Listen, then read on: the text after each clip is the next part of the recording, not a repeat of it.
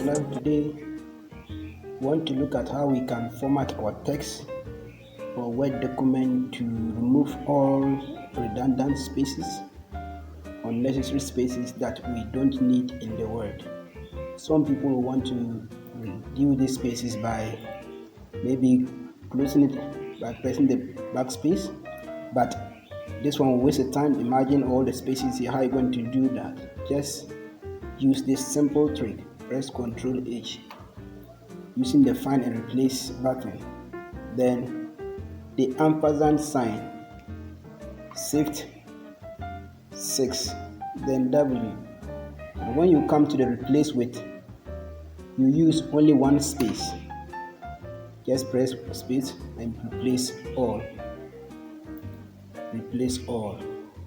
and your spaces are closed for you.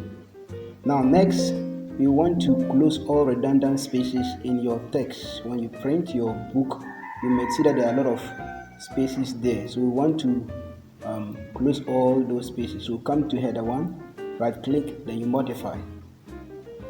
These two buttons here are used to close the redundant spaces. The arrows here face each other, used to close it. This one is opening.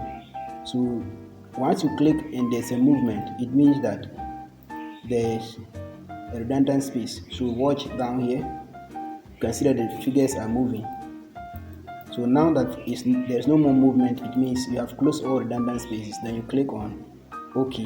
And remember, this is going to apply in all your document.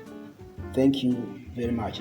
Now the text is also centered. Once it is centered, I will just come to here and justify it, or I want it to affect my entire document. So therefore, I will come and use the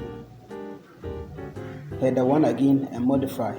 Then you change it from here so that any new text you are pasting inside this document will be affected by this particular setting. And that is how